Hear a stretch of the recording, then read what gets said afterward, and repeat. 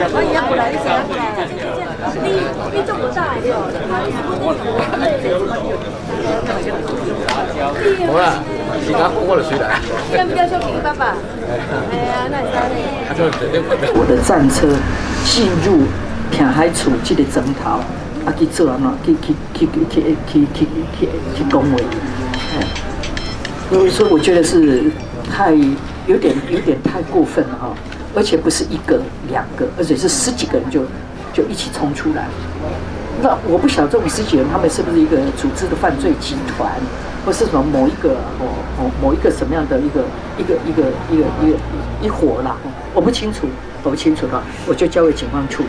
但是今仔我大约是伫今仔超6点半到6点50遐，我的宣传车停伫这个听海川的这个广场，我正在讲讲，因为前馆长张盈美，伊都有讲。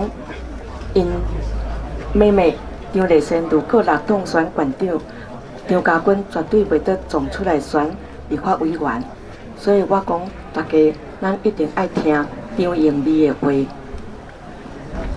我讲到这里的时候，我就刚看到有一间房子里面有10多个人刚走出来，然后有大概7、8个人围着我的宣传车，然后摸我的宣传车。行，然后把我围掉咧，并且都拍我的窗仔门，搁甲我讲，袂使回讲，继续走，袂使。然后我再继续的跟他们拜托说，阮这个苏迪芬足危险的，拜托恁啦！我苏迪芬的妹妹，你给我3分钟就好，我讲了我就随南面走。咱即马选举期间，大家拢会当讲话，敢毋是？结果他们就是在打我的窗户，打得很大，好像要把窗户打破一样。所以我迄阵直接上我真惊吓，我的司机当然伊嘛惊啦吼，然后也有旁边的人我在咧喊，我喊真大声讲，卖都回讲啊，卖都回讲啊，可以走。所以我的司机就慢慢的把车子给开走了。那大概的情况大概是这样。我是讲，伊就是讲，阮即摆选举期间啊，互我讲3分钟，伊讲啦。赶走，肯定赶走。我甲你救落来了。无救啊！开车门，意思是要去台开车门，迄个实在是个关我来，关我才说咧。地方的一寡人是啊，当然咱这少咱家己嘛拢有熟悉啦吼，就让警方去办案，安尼好不好哈？我们就让警方去办案。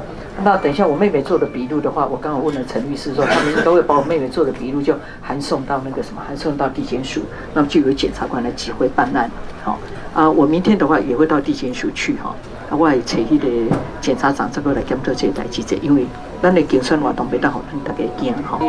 剩咧存在活动的中间吼，如果若任何什么代志发生什么代志，请大家就是在第一个时间点话，拢甲咱讲好，安乐不要单独去应付了。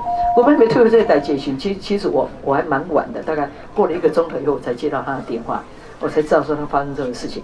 所以我妹妹阮大人不做代志，拢想可以独立啊，都各自独立啊，各自自己去处理问题。但是以后我是希望大家那对了什么款代志时，拢随时拢甲总部联络啦，好不好？而且直接就找我，就。我若拄着讲有互大家威胁是有恐吓的代志的时阵如果可以的话，在安全的状况之下，如果你们可以把现场的证据就收集起来，当然是好。但是有当地那个收集证据，可能会给对方跟对你的伤害，当然卖走了哈。